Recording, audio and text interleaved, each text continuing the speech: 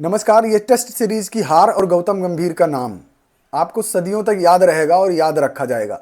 उन्होंने एक history create कर दी है कि जब से ये क्रिकेट शुरू हुई है तब से लेकर आज तक इतनी बुरी हार इंडिया कभी नहीं हारी।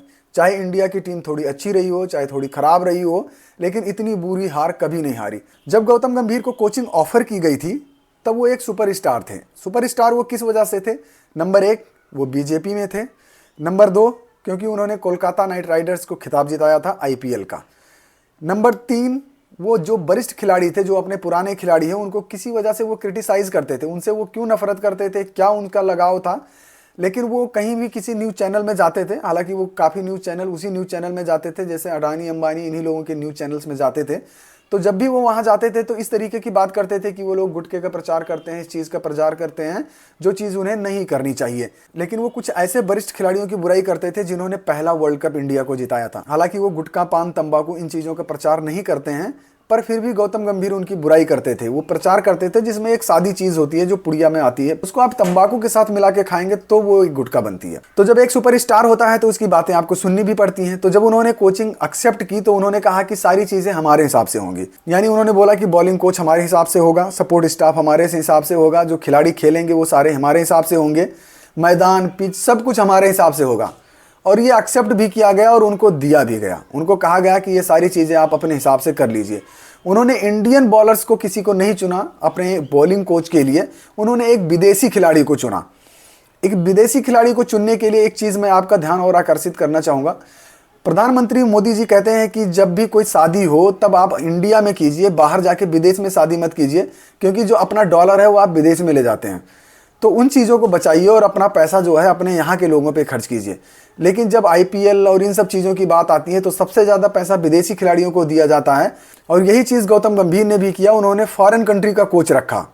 अब फॉरेन कंट्री का कोच है, सपोर्ट स्टाफ उनके हिसाब से है, प्लेयर उनके हिसाब से है, पिच उनके हिसाब से है, मैदान उनके हिसाब से है।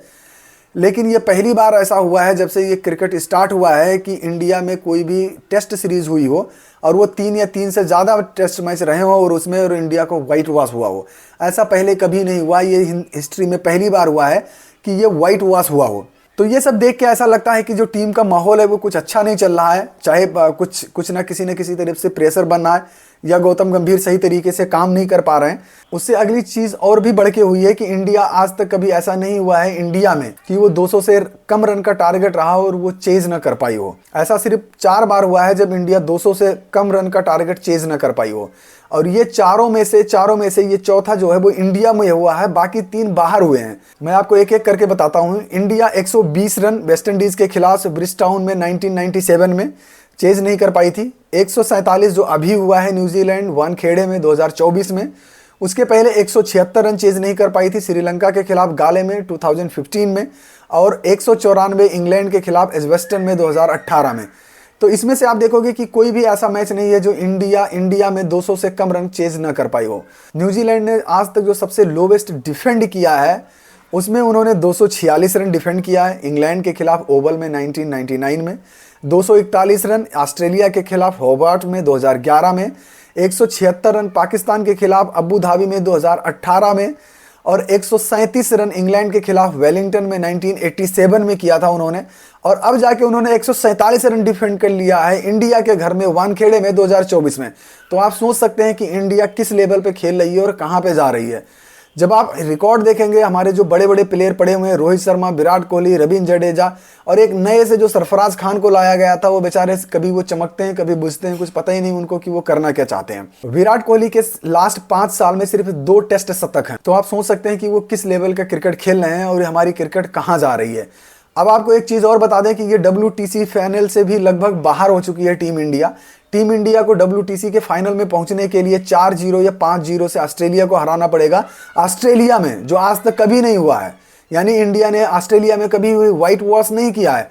तो आप ये सोचते हैं कि यही वाली टीम जाएगी, जाहिर सी बात है, जिसमें सिर्फ एक आधा ही फेरबदल है। तो आपको लगता है कि इंडिया ऑस्ट्रेलिया में जाके ऑस्ट्रेलिया को 4-0 5-0 से हरा देगी?